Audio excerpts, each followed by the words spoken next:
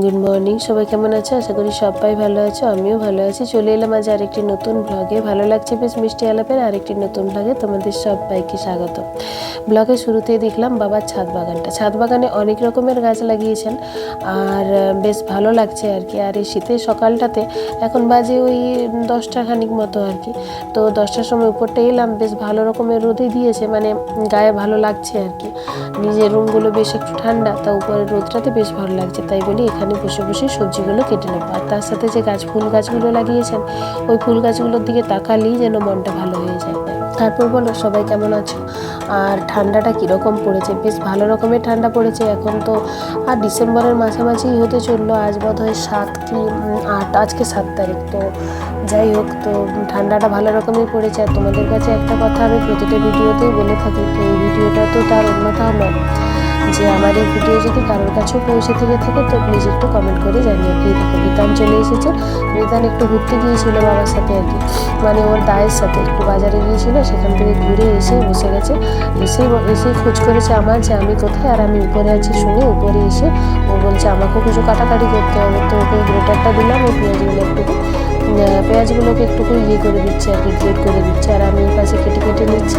ও বেশ ভালো, মানে বেশ পছন্দ করে আর কি এইসব কাজ করতে। একটু হাত কাটা কেটে যেতে পারে, তো এইভাবে ওকে দেওয়া হয়নি, তো বেশ কাটাকাটি করছে। তারপরে একটু পরেই ও বলছে যে যখন ওকে ওর কাছ থেকে ওটা নিয়ে নিলাম, তখন ও বলছে ঠিক আছে তুমি রসুন ছাড়াচ্ছ, আমাকেও রসুন দাও, আমি রসুন ছাড়াবো। তো যাই হোক, একটুখানি ওকে দেওয়ার পরে ওর নিজের আর ভালো লাগলো না, চলে গেল। খাতড়াতে সন্ধ্যেবেলায় প্রায়শই আর কি কোনো না কোনো সাংস্কৃতিক অনুষ্ঠান থেকেই থাকে। আগের বারে যখন খাতড়া এসেছিলাম পুজোর সময়, তখনও পুজোর প্রতিদিনেরই যে ব্লগগুলো তোমরা হয়তো দেখেছো, সেই ব্লগগুলোতে প্রায় প্রতিটারই শেষ দিকে থাকতো একটা সাংস্কৃতিক অনুষ্ঠানের কথা। তো সাংস্কৃতিক অনুষ্ঠান হতো, তো এবারে এসে এখনও দেখছি সাংস্কৃতিক অনুষ্ঠান চলছে। মানে সন্ধ্যেবেলা হলে কোথাও না কোথাও হয় এটিএম গ্রাউন্ডে, নয় পাইপ গ্রাউন্ডে, যে কোনো রকমের জায়গায় একটা সাংস্কৃতিক অনুষ্ঠান হয়ে থাকে আর কি। তো আজকে যাবো আমরা সন্ধ্যেবেলায় দেখতে ঝুমুর গান শুনতে।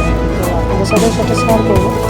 আর এই যে গাজরগুলো কেটে রেখেছিলাম, তো সেগুলো একটু বাজারে হালুয়ার মতো করা হচ্ছে আর কি।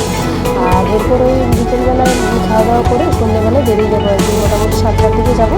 প্রোগ্রামটা শুরু হবে 4টা থেকে, কিন্তু 4টা বললেই তো আর 4টা হয় না, শুরু হতে হতে ধরো 6টা হবে।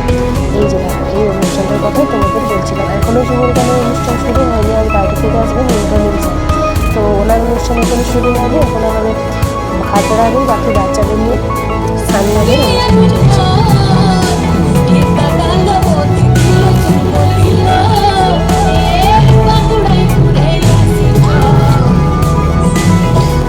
আজ বাইরে থেকে আসবে ইন্দ্রনীল স্যার, ওনারই ঝুমুর গানের অনুষ্ঠান আছে। তো আপনাদের সাথে সেটাও শেয়ার করবো। আর কেমন লাগছে অনুষ্ঠানটা আপনারা বলুন। আর সাথে বসেছে হস্তমেলা, তারপর তোমার ওই বিভিন্ন রকমের খাবারের দোকান, ওই মেলার মতো বসলে যেরকম ব্যাপারটা হয় ঠিক সেরকমই আর কি। আর সাথেই অনুষ্ঠানগুলো ভারী ভালো লাগে, সন্ধ্যেবেলাটা বেশ জমজমাটি হয়ে থাকে।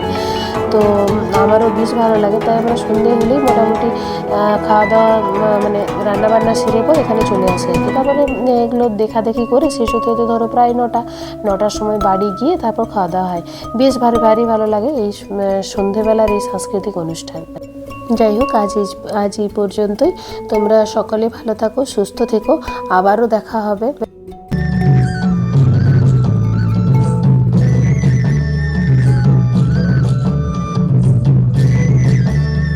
আবারও দেখা হবে একটি নতুন ব্লগে। ততক্ষণে নিজেরা সুস্থ থাকো, ভালো থাকো এবং হ্যাপি থাকো। আসছি পরের একটা নতুন ব্লগে। আর আবারও আসবো এরকমই সুন্দর একটি সাংস্কৃতিক সন্ধ্যাকে নিয়ে। ততক্ষণে তোমরা সবাই ভালো